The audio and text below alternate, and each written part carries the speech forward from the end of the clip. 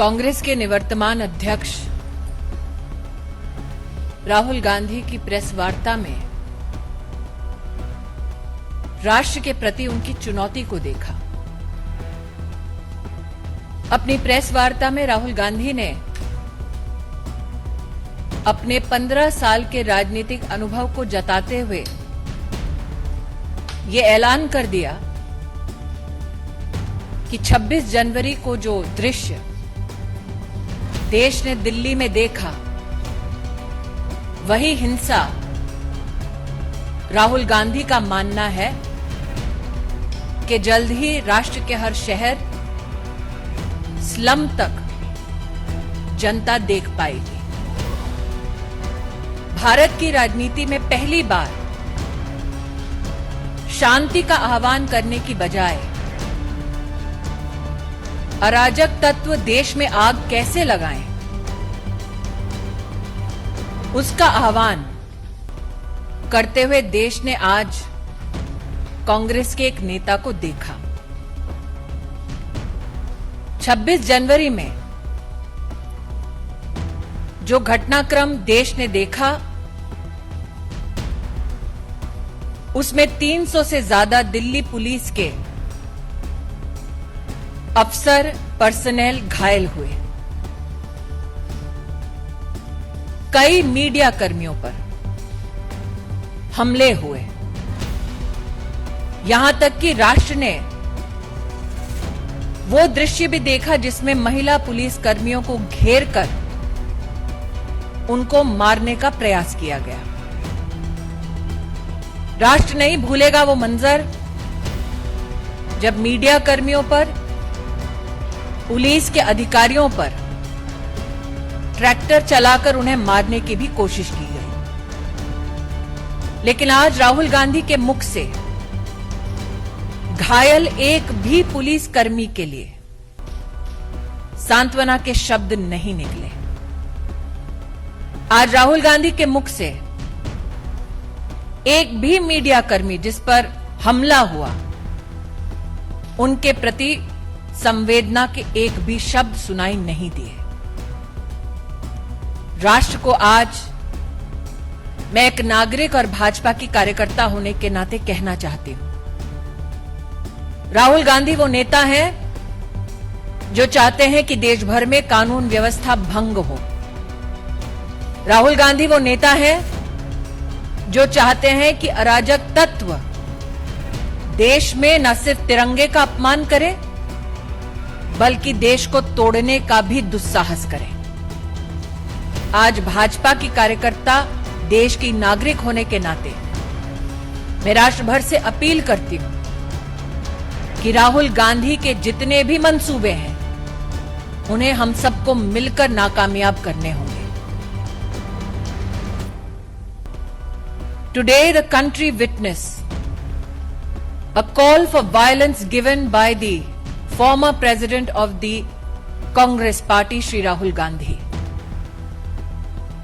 Exploring the fact, enunciating that he has 15 years of political experience, Mr. Gandhi gave a clarion call for violence across various cities, so much so that he included slums where the poor of our country live.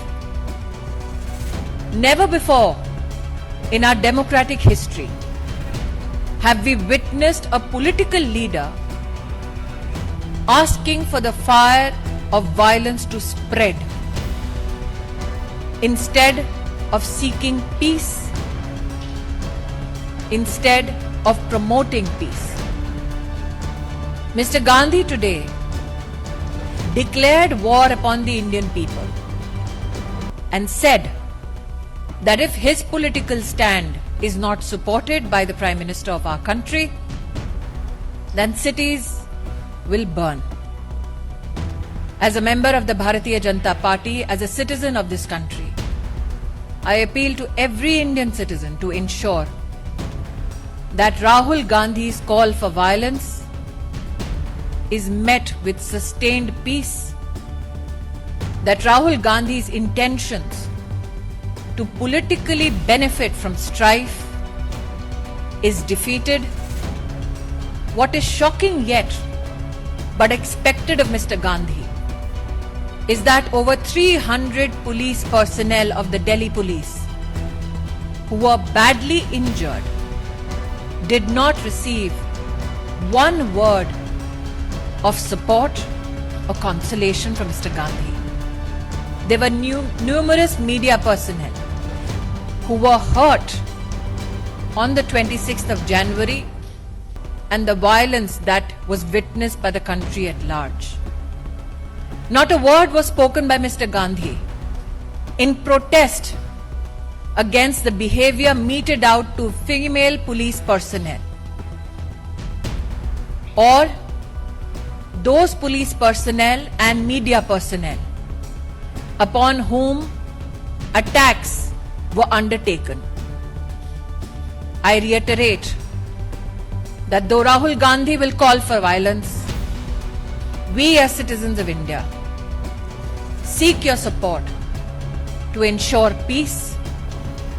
Rahul Gandhi is insistent on creating political strife, but we know that the citizens of India under one flag will ensure that law and order is maintained in our country. Thank you so much.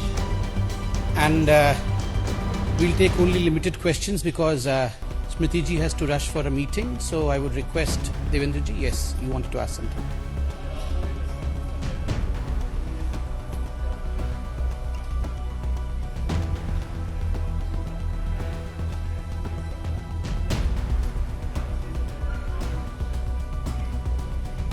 Rahul Gandhi ने आज अपनी press वार्ता में भले ही border का नाम ढंग से ना लिया, उनसे अपेक्षा भी नहीं की जाती कि उनके पास तथ्य होंगे, लेकिन जिस तरह से उन्होंने हिंसा का आह्वान किया, जिस तरह से उन्होंने हर प्रदेश के हर शहर के लॉ एंड ऑर्डर के प्रशासन को चुनौती दी कि अगर उनकी बात को, उनकी हिदायत को माना ना जाए तो देश भर में हर शहर में आग लग जाएगी।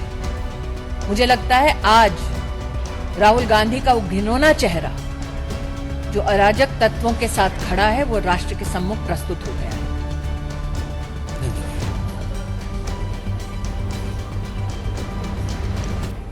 He would want some kind of an action against him so that he can present himself as a political martyr. A person who does not have enough respect for the speech of the Honorable President of India, a person who does not give enough respect to the farming community of our country and is absent from the House when this legislation is discussed, a person who makes merry on taxpayers' time, of course would want such kind of a declaration made by me on this public platform.